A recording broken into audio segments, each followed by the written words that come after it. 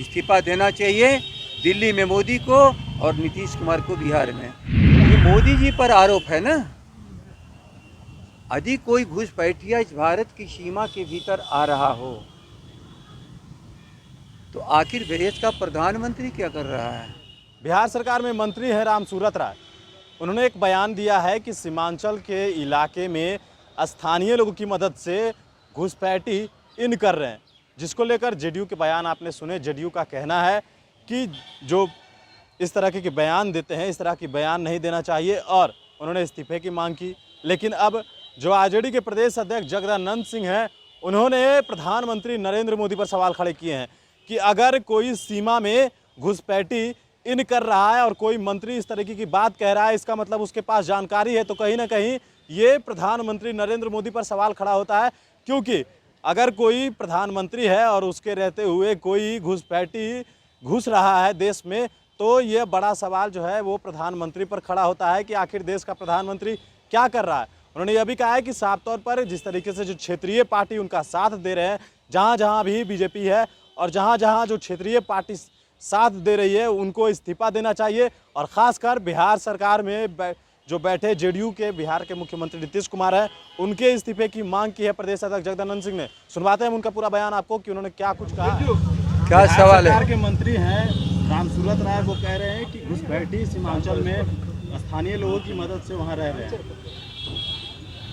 अब उनके पास ज्ञान है, सूचना है तो धन्यवाद। लेकिन यदि सचमुच घुसपैठ हुआ है तो भारत की सीमाओं की रक्षा करने की जिम्मेवारी भारत की सरकार का है। और दिल्ली में हुकूमत आरएसएस,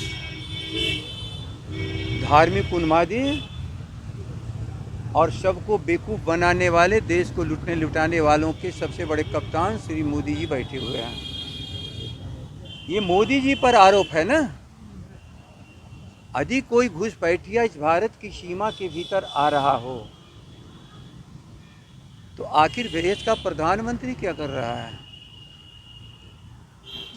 यदि केवल हिंदू मुसलमान और हिंदुस्तान पाकिस्तान से देश नहीं चल रहा है, ये भारत के लोग सभी मिलजुल करके रहते हैं। बावजूद हम इन लोग मान के चलते हैं कि कोई घुसपैठिया हो और ऐसा घुसपैठिया जो देश के लिए खतरा हो तो आप उसे निकालो, पकड़ो। किसी ने रोका है क्या? एक भी ऐसे उन्मादियों को जो उग्रवादी हैं, उन्हें पकड़ने में कभी किसी ने अवरोध पैदा किया है? इसलिए विधवा विलाप बहुत खराब चीज़ है। शासन, हुकूमत विधवा विलाप के लिए सूचना देने के लिए नहीं है, बल्कि इस मुल्क को और शांति व्यवस्था कायम रखने का एक सबसे बड़ी ताकतवर संस्था का नाम है।